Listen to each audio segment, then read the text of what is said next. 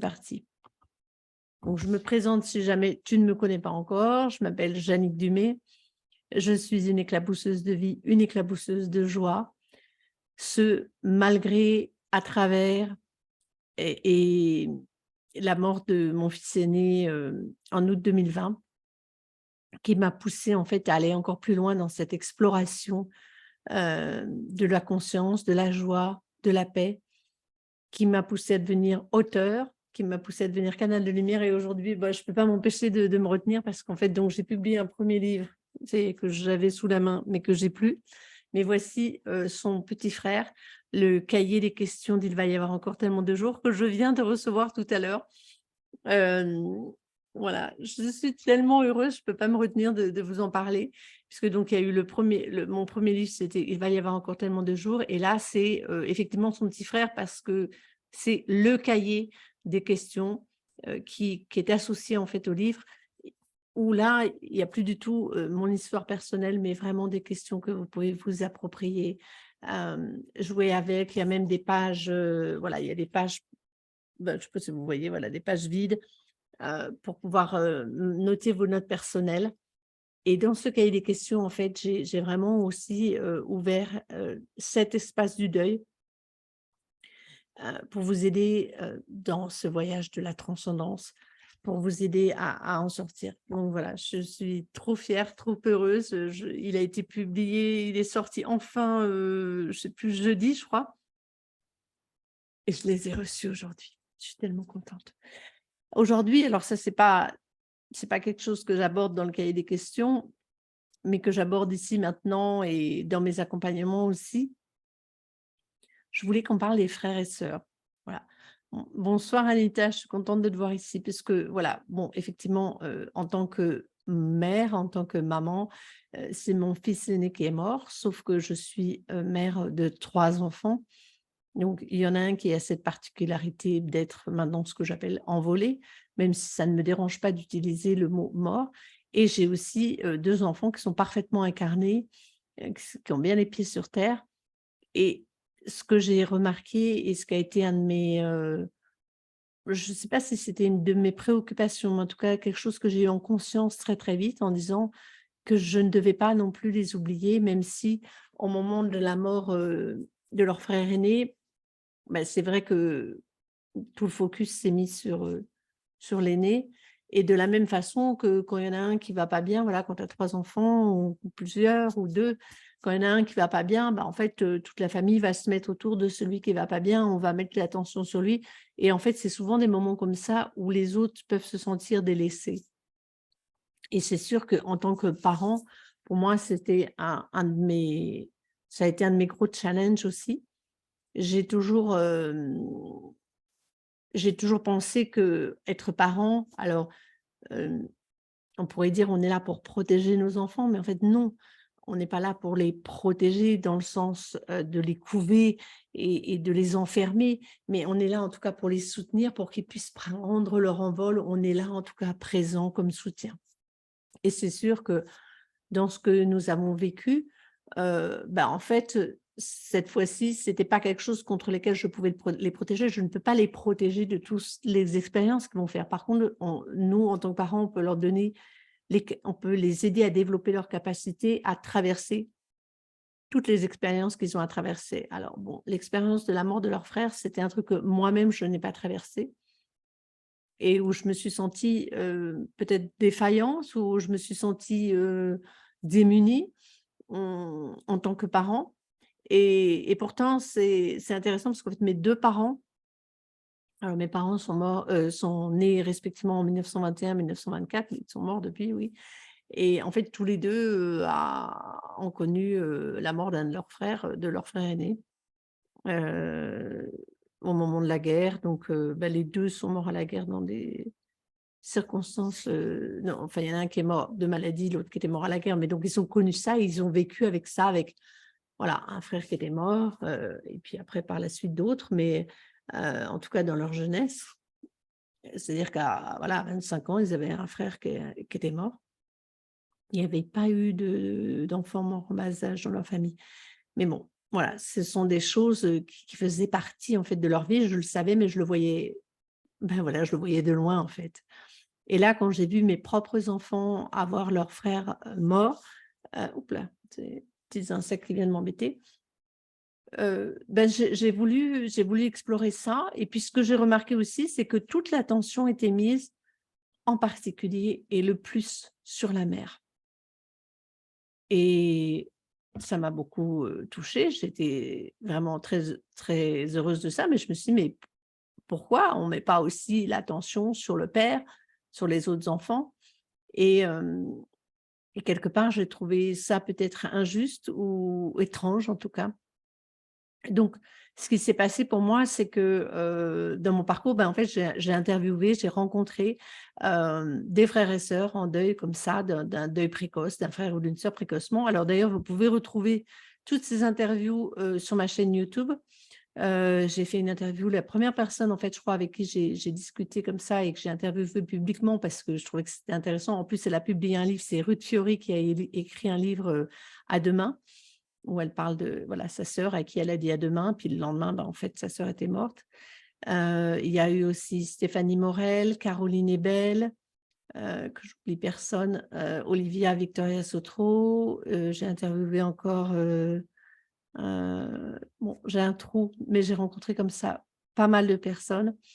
Ah oui, puis moi, j'ai été interviewée par Anne du podcast, Demain il fera beau, dont la sœur aussi était décédée comme ça précocement. Donc je me suis intéressée, en fait, j'ai voulu rencontrer des frères et sœurs et savoir comment ça s'était passé pour eux et ce que j'ai vu, c'est que, ben, souvent, ils ont été un peu oubliés ou ils ont été un peu négligés. J'ai aussi entendu une interview sur France Inter, alors je ne me rappelle plus du nom de la psychologue, mais qui était une femme très intéressante et elle avait eu son point de vue en tant que avec son frère aîné et elle s'était dit: «Oh là là, il va falloir qu'on prenne les choses en main, parce que maman, ça va pas aller, quoi». Et qui se sentaient donc c'était dans le cas de jeunes adultes, c'est pas toujours le cas, où ils se sont sentis, quelque part responsables de leurs parents. Et ça, alors même si on est entre adultes, parce qu'effectivement, à partir de enfin bon alors l'âge adulte, on ne sait pas vraiment à quel âge il commence, mais à partir de 20 ans, moi je considère que, mes enfants sont des adultes. Heu, on est entre adultes et en même temps pour moi je reste quand même le parent et je reste là en rôle de soutien. Je fais de mon mieux. Mais je trouve ça profondément injuste à ce moment-là que les enfants n'aient pas quelqu'un sur qui se reposer. Alors bien sûr, c'est peut-être pas forcément les parents et c'est là aussi d'accepter en tant que parent qu'on n'est pas forcément les meilleurs soutiens pour nos enfants. C'est ce qui s'est passé aussi pour mon fils aîné, qui dans son parcours de maladie, son parcours de cancer, ne s'est pas reposé sur nous en fait. Il a voulu d'abord gérer la chose toute seule et pour moi, ça a été quelque chose de vraiment difficile aussi d'accepter en fait de ne pas être le meilleur soutien de mes enfants. Mais en fait, le meilleur soutien que je pouvais être, c'était de respecter ses choix, d'être juste présente, de lui laisser savoir que j'étais disponible aux besoins et ça, voilà, ils savent le faire et de ne pas les envahir, en fait. Donc ça, c'était ma réflexion. Mais maintenant, d'être là, dans cet espace-là, de moi vivre mon deuil avec mon conjoint ou voilà, quand il n'y en a pas de conjoint, enfin bon, comme avec les circonstances qu'on a, c'est de soi déjà vivre son deuil et de le vivre aussi en famille. Et de respecter, de laisser être pour les enfants. Alors quand ils sont plus jeunes, c'est différent. Bien sûr, on est encore là pour eux. Il y a beaucoup plus ce rôle peut-être de consolation, d'être là. Quand ils sont plus âgés, c'est un peu différent. Puis c'est aussi accepter que l'enfant n'a pas envie de parler ou au contraire a beaucoup envie de parler à des moments où nous, on n'a pas envie de parler. Donc c'est d'être là, de laisser, de l'espace pour, l'enfant envolé, heu mais de laisser aussi de respecter ce que chacun perçoit, ce que chacun a, la manière dont chacun, en fait, a envie de dialoguer avec les frères et sœurs, l'enfant envolé, de respecter ça, en fait. Donc pour moi, c'est vraiment une très, très grande leçon de laisser être, de laisser vivre et de rester vraiment à l'écoute, de ne pas leur faire peser mon chagrin et en même temps d'être là pour accueillir leur chagrin et en fait, c'est surtout d'être peut-être très authentique, très vulnérable, très simple en fait avec ça, et en tout cas de ne pas les oublier. Et j'ai eu, quelques personnes comme ça qui m'ont dit: «Mais, en fait, ouais, j'ai été négligée, donc même moi, j'ai fait attention parce que j'avais eu tendance à mettre plein de photos de l'aîné et bon, avant, je mettais pas forcément les photos des enfants parce qu'en fait, comme on se voyait régulièrement, j'avais pas besoin d'avoir leurs photos, en fait. Donc là, forcément, comme il est pas là, j'ai mis ses photos, mais bah, j'ai vu que les 2 autres étaient contents quand j'ai mis aussi leurs photos. Voilà, j'ai dit: «Oh tiens, peut-être que je devrais rétablir l'équilibre et faire attention à ça, en fait».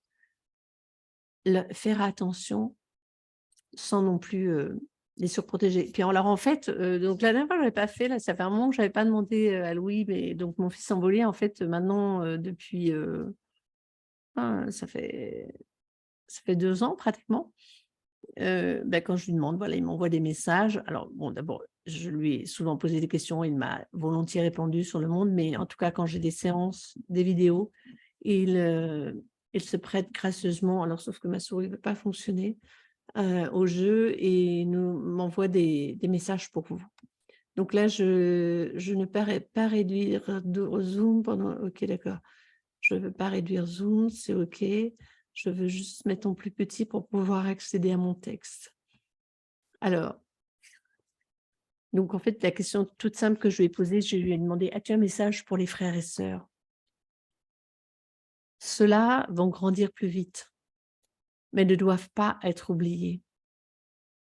Cessez d'encenser les envolés et soyez là pour eux, vos bras grands ouverts. Mais attention, ne les étouffez pas de votre inquiétude. Ne vous rattrapez pas sur eux. Laissez-les être et vivre. Ne vivez ni pour eux, ni pour nous. Vivez vous pour la vie. Aucun sacrifice n'est requis. Aucune négligence n'est permise. Soyez là, présents. Offrez-leur vos sourires. Ne leur cachez pas vos larmes. Soyez là, parents, vulnérables et puissants.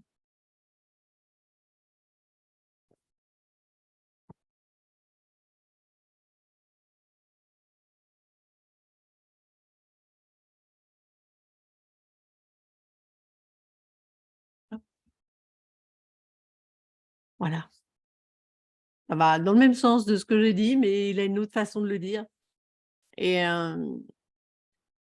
j'aime vraiment son langage, j'aime vraiment ses messages, c'est aussi très puissant et puis bon, après c'est aussi assez sévère, c'est-à-dire que, aucune négligence n'est permise, donc c'est assez strict, aussi et c'est vraiment d'être là, c'est d'être dans la présence, en fait. Donc de ne pas, quelque part, les oublier comme il dit, mais aussi de nous, en tant que parents, de ne pas s'oublier dans le chagrin. De ne pas nous oublier nous-mêmes, donc de vivre nous, pour nous, comme ça et de ne pas s'oublier dans le chagrin, c'est-à-dire oublier d'un coup qui on est, les autres enfants et cetera et je ne dis pas que c'est facile. En tout cas, on peut demander de l'aisance là-dedans et on peut choisir d'avoir de la conscience là-dedans et au lieu d'aller se noyer et se perdre dans le chagrin, c'est de se dire: «OK, là, au milieu de cet océan de larmes, au milieu de cette mort qui me ravage, qu'est-ce qui est possible maintenant?»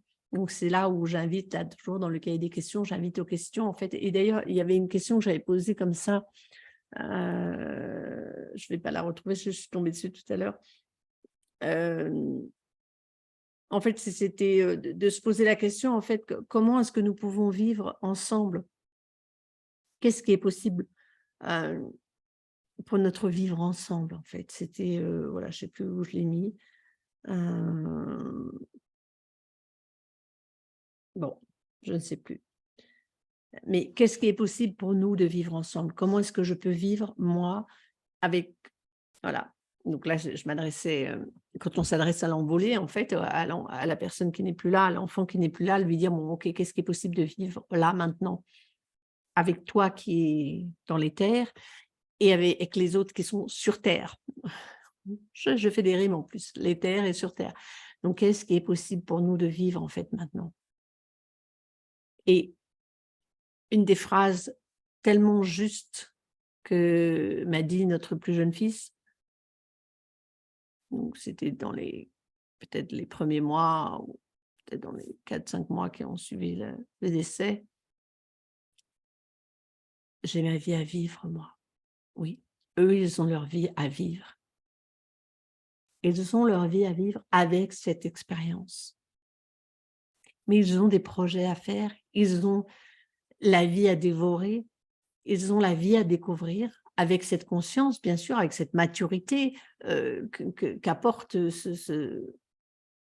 cette mort dans leur vie, en fait. C'est de savoir que ça peut s'arrêter très vite. Alors même si c'est le décès d'un tout petit bébé, d'un petit frère, d'une petite sœur qui n'est pas arrivé, peut-être que c'est le décès aussi d'un frère et d'une sœur qu'ils n'ont pas connu, parce qu'ils sont nés après.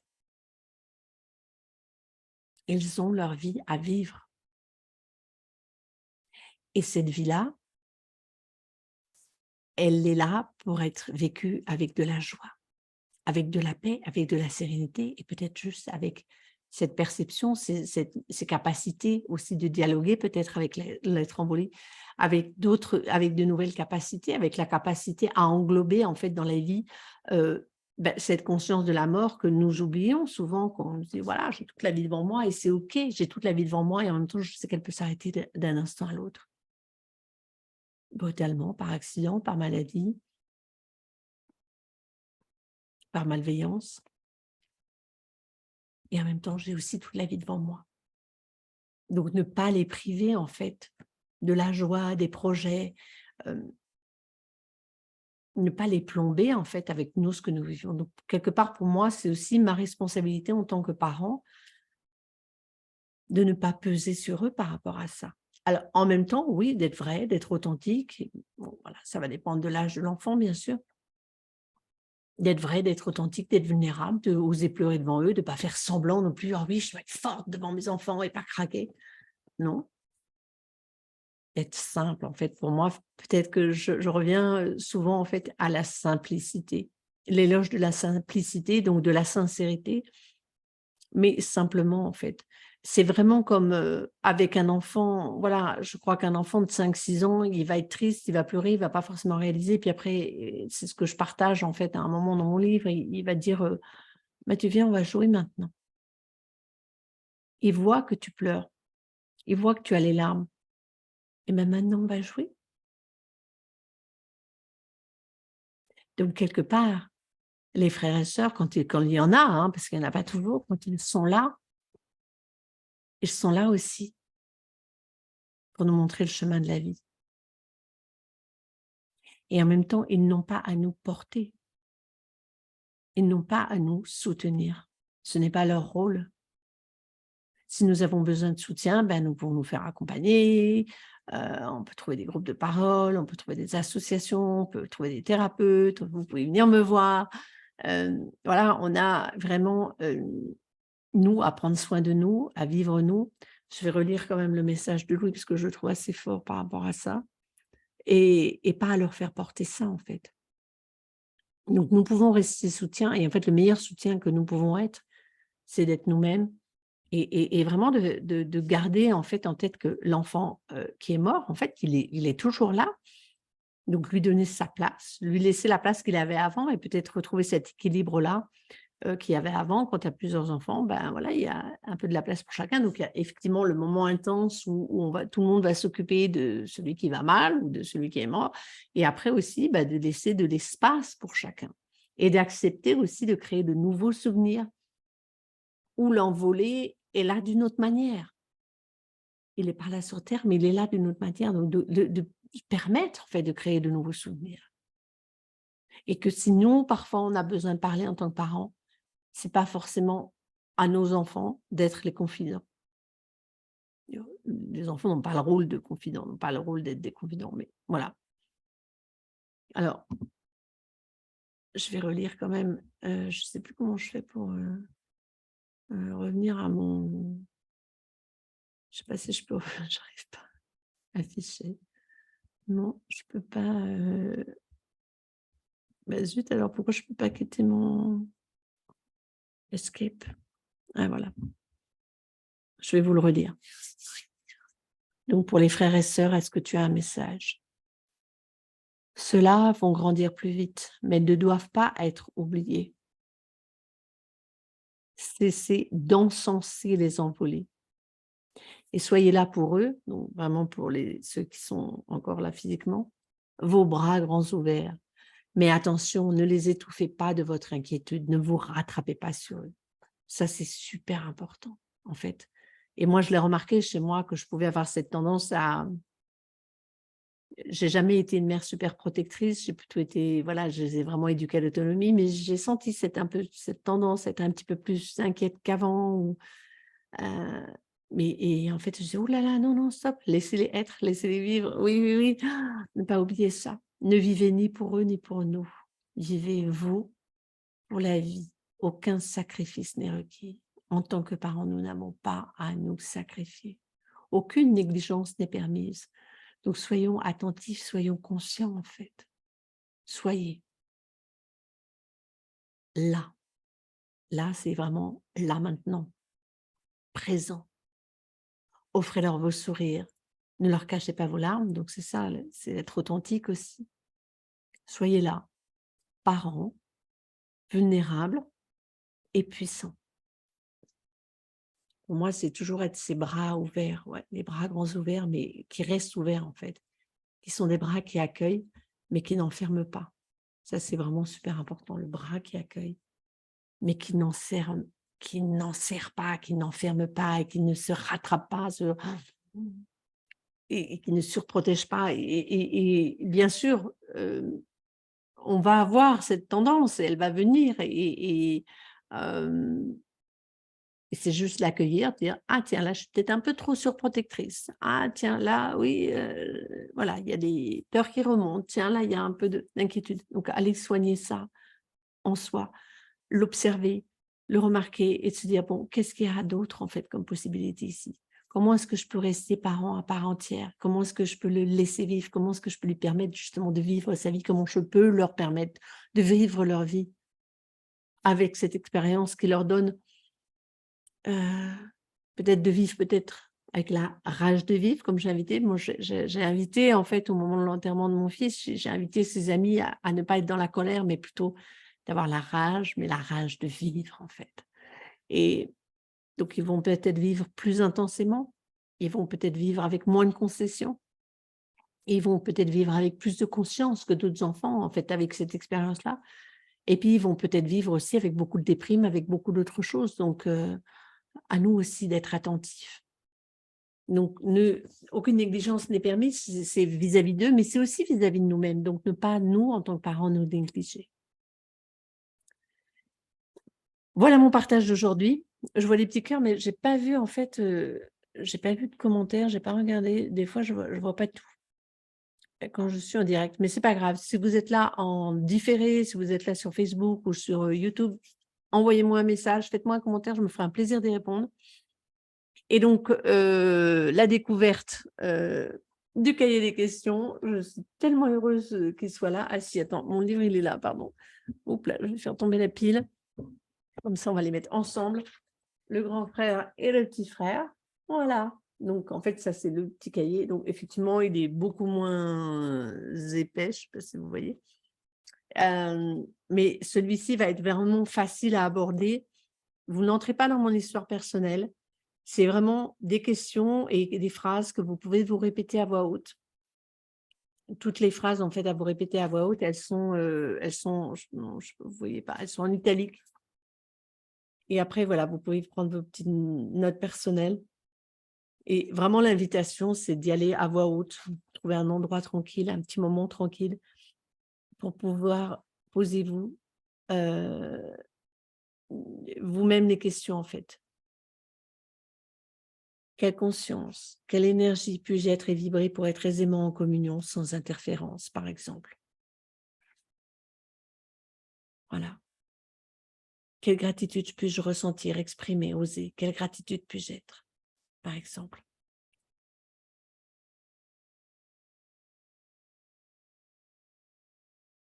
Pardon, je cherche, et si cette mort n'était pas là pour me plomber, m'enterrer, m'enfoncer, me déprimer? Si je pouvais envisager qu'elle ne soit pas là pour quelque chose? Donc voilà, c'est une invitation vraiment à vous poser des questions que moi-même je me suis posées. Et voilà, donc je voulais vous en parler parce que je suis tellement heureuse et c'est vraiment c'est pas comme un guide pratique et en même temps, c'est plus comme un livre de chevet, enfin un livre, voilà, à avoir près de soi, piocher, ouvrir, dire: «Est-ce qu'il y a quelque chose qui est une contribution pour moi ici?» et hop, c'est à moi de créer cette vie sans ton corps. Voilà, une vie à créer. Donc une vie à créer pour nous et pour nos enfants, tous nos enfants. Et voilà, et puis si vous n'avez pas d'autres enfants, ça peut être aussi peut-être des neveux, des nièces, ça peut être votre propre, votre conjoint, ça peut être, vos frères et sœurs, ça peut être vos amis, en fait, de ne pas négliger, en fait, l'entourage aussi. Même si on peut aussi avoir besoin de s'isoler complètement et en même temps, il y a aussi on n'est pas seul. Il y a le reste de la famille qui peut être aussi un soutien pour nous. Donc c'est rester, en fait, suivre ce qui est le plus juste au à ce moment-là et pour moi, en même temps, c'est rester qui on est, malgré, à travers cette mort et la transcender. Je vous souhaite une très belle soirée. Donc, je vous donne rendez-vous aussi donc tous les lundis. Et puis, en ce moment, vous pouvez me retrouver, enfin, vous pouvez avoir accès à l'offre, les 7 espaces du deuil. Donc, c'est les 7 espaces du deuil que vous trouvez dans le cahier des questions. Il va y avoir encore tellement de jours. Elle est valable tout l'été et elle sera valable encore après, sauf que là, en ce moment, en bonus, oui, il y a des bonus, voilà. Vous recevez le cahier des questions dédicacé et vous avez une séance bilan offerte en plus. Si vous voulez en savoir plus, vous me contactez en message privé. Ça me fera très, très plaisir de vous répondre. Et puis, vous pouvez aussi toujours prendre, vous me contacter en privé, puis après, on peut voir si vous préférez prendre un rendez-vous juste pour une conversation avec moi, d'avoir un premier échange avant d'aller plus loin. Voilà. Je vous remercie et je vous dis à bientôt. Alors, j'essaie d'arrêter en fait le live sur Facebook, mais j'ai pas encore réussi. Voilà, ça y est, j'ai réussi. Et voilà, j'arrête.